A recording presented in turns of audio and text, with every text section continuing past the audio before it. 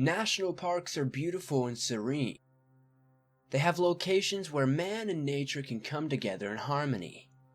But the shadows of the forest hold secrets. There are seemingly never-ending disappearances occurring in our state parks all around the country. Today, I am covering 5 extremely odd missing people's cases from national and state parks all across the country. Number 1. Scott Tanzer, Yosemite National Park. This first case is actually very recent. Being less than 2 weeks from its report date at the time of this video's recording, Scott Tanzer had set out to hike inside Yosemite National Park. It was late July when he left, and consequently has not been heard from since. Scott is currently 48 years old. He is described as standing 6'1", with brown hair and hazel eyes. He weighs about 185 pounds. What he was last wearing is not known, but it is said he wears mostly army-colored clothing. Officials say he would more than likely be carrying fishing gear. Scott is a former Army Ranger, and definitely has the skills to survive a hiking trip. He was last seen at the Bridgeport Ranger Station on July 25th. Scott's family firmly believes he must have been hurt or lost, and that there was no way he purposely disappeared. They are very worried and just want a safe return, or at least some decent closure. Scott's brother mentioned that he's a very experienced hiker in the area and had done this many times with no hiccups. Also mentioning they've been exploring the area since they were kids. Scott was a captain in the US Army, and after his tour in Afghanistan, he went to teach English in South Korea to kids and adults for many years. The family is still holding out hope that his survival skills will keep him alive in the wilderness. Army Rangers are trained to do just that. Hopefully, Scott will come home safe. Could Scott have fallen into the sinister source of these missing 411 cases, or is he simply one of the many people who fall into the wrong circumstances? Either way, my thoughts and prayers go to the family.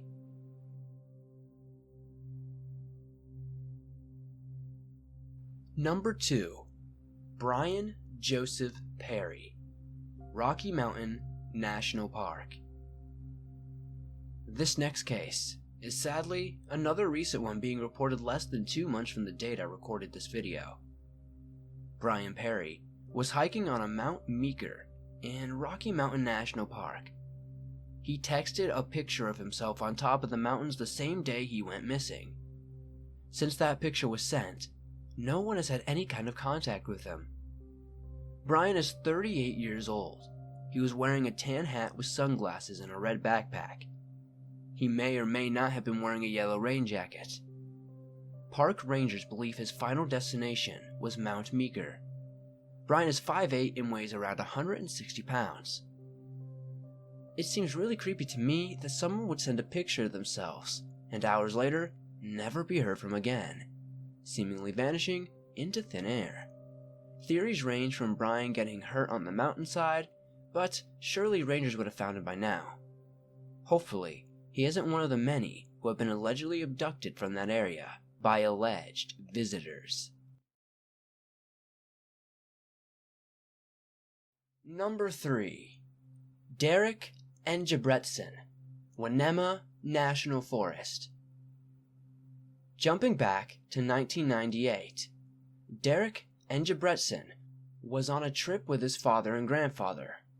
It was a family tradition to go to the Winema National Forest in Oregon and pick up mushrooms. The family was no stranger to the outdoors, and they even nicknamed Derek Bear Boy.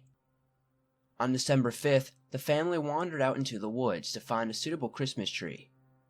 They started their search on the mountainside of Pelican Butte, a steep and densely wooded area. The family split up and met back around an hour later to discover Derek was mysteriously nowhere to be found. After over an hour of searching, Derek's father flagged down a local driving down the road to call 911. After another 2 hours passed by, the cops would finally arrive with search and rescue teams. Luckily, Derek's grandfather was an expert tracker and was able to trace the boy's steps back to the parking lot and where Derek had stopped to make a snow angel. Derek had a small hatchet with him at the time, and cuts were also found on trees in that same general area.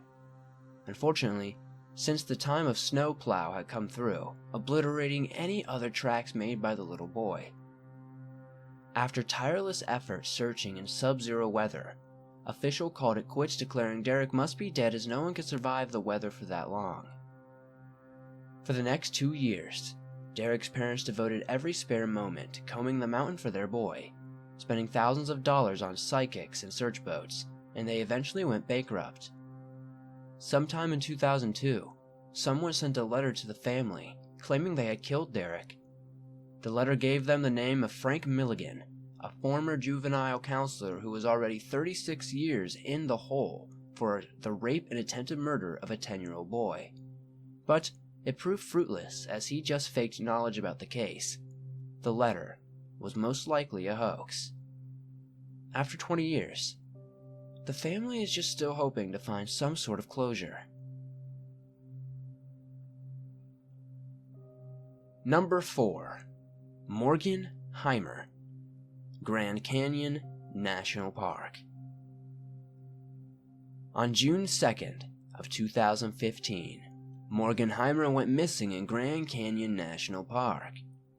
Morgan was 22 years old at the time and was 6 feet tall. He was roughly 175 pounds with blonde hair and blue eyes.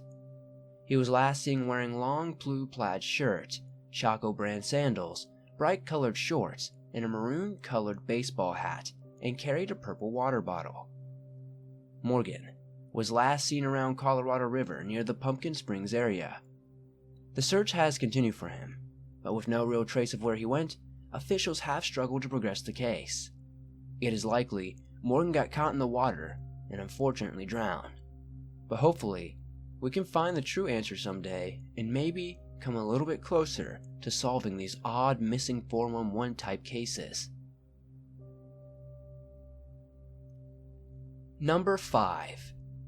Lillian Kearney, Mazartis Forest. On August 8, 1897, Lillian Kearney went with her parents to collect blueberries at noon. They were in Mazartis, Maine, 15 miles west of the Canadian border, where the area has plenty of rivers, ponds, and lakes. Their visit was short, but while the parents were picking the berries, she disappeared without a trace. They searched for her everywhere, and even got tons of locals to help, around 200 or so. David Paulides, an author of the Missing 411 books, writes that search parties always call the missing person by his or her name and make clear that they are friends and that they are there to help.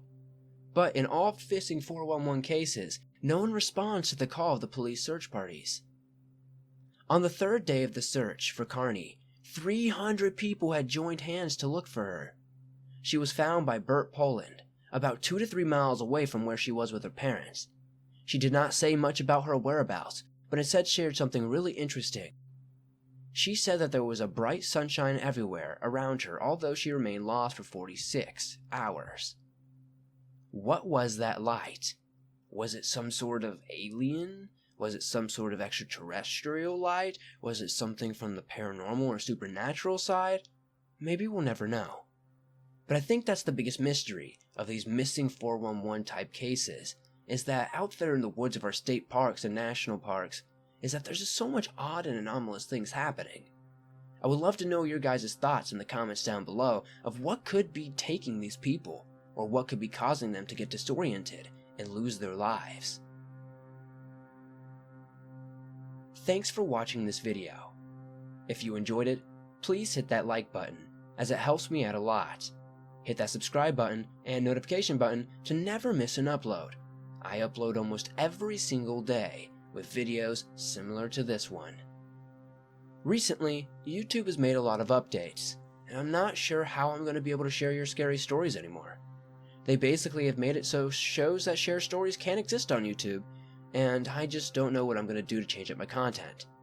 I think I might just do more things like this, and keep pushing and trying to progress the channel. When it comes to stories, I'm still going to read them and put out videos. I just don't know how long or frequent they will be, but I'm going to do stories on streams from now on. So be sure to have your notifications set, be sure to follow my Twitter, my Facebook, etc., so you will not miss when I go live and read stories. And so YouTube kind of is a little more clear with this story thing, I think I'm just going to try to be safe and cover things like I have in this one. Thank you guys for the support. Thank you for 70,000 subscribers. I appreciate you all very, very much, and I will see you soon with another creepy video.